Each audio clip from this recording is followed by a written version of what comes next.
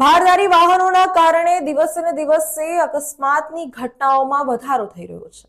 બેફામ ડમ્પર ચાલકો પોતાનું વાહન હાંકતા હોય છે ને તેના કારણે માસૂમ લોકો તેનો ભોગ બની જતા હોય છે। ટ્રાફિક પોલીસ દ્વારા અનેક નિયમો હાથ ધરવામાં આવે છે, અનેક ઝુંબેશ હાથ ધરવામાં આવતી હોય છે, તેમ છતાં આ બધી ઝુંબેશ નિષ્ફળ પુરવાર થતી હોય તેવું જોવા મળી રહ્યું છે। ગઈકાલે મોડી રાત્રે એક ભારદાર વાહન ચાલકે બાળકીને અડફેટે લેતા તેનું ઘટના સ્થળ ઉપર જ મોત થઈ ગયું હતું। ઈજાગ્રસ્ત એક બાળકી પણ થઈ હતી, તેને સારવાર માટે હોસ્પિટલ ખાતે ખસેડવામાં આવી છે અને એક 6 વર્ષની બાળકીનું ઘટના સ્થળ ઉપર જ મોત નીપજ્યું હતું। ઘટનાની જાણ થતાં જ પોલીસનો કાફલો ઘટના સ્થળ ઉપર દોડી આવ્યો હતો અને ગણતરીની મિનિટોમાં જ ડમ્પર ચાલકની ધરપકડ પણ કરી લેવામાં આવી હતી।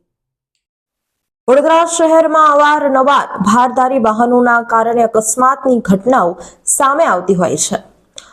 આજે મોડી રાત્રે ફરી એકવાર ભારદારી વાહન ચાલકે 6 વર્ષની બાળકીને કચડી નાખતા ઘટના સ્થળ ઉપર જ દીકરીનું કમકમાટી ભર્યું મોત નીપજ્યું હતું।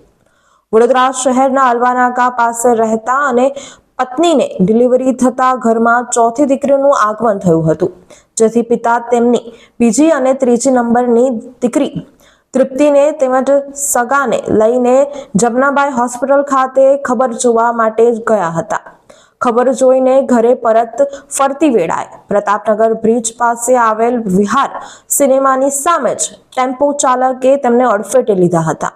ટેમ્પો ચાલકે અડફેટે લેતા ત્રીજા નંબરની દીકરી તૃપ્તિનું ઘટના સ્થળ ઉપર જ કમકમાટી ભર્યું મોત નીપજ્યું હતું, જ્યારે બીજા નંબરની દીકરીને ગંભીર ઇજાઓ થતા તેને સારવાર અર્થે હોસ્પિટલ ખાતે ખસેડવામાં આવી હતી।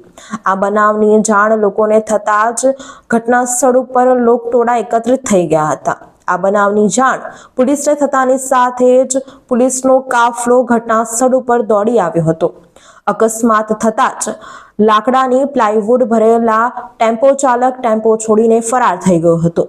પોલીસે પિતાની ફરિયાદના આધારે ગુનો નોંધી ટેમ્પો ચાલકની ગણતરીની મિનિટોમાં જ ધરપકડ કરી વધુ તપાસ હાથ ધરી છે, જ્યારે 6 વર્ષની માસૂમને પોસ્ટમોર્ટમ અર્થે એસએસજી હોસ્પિટલ ખાતે ખસેડવામાં આવ્યું છે।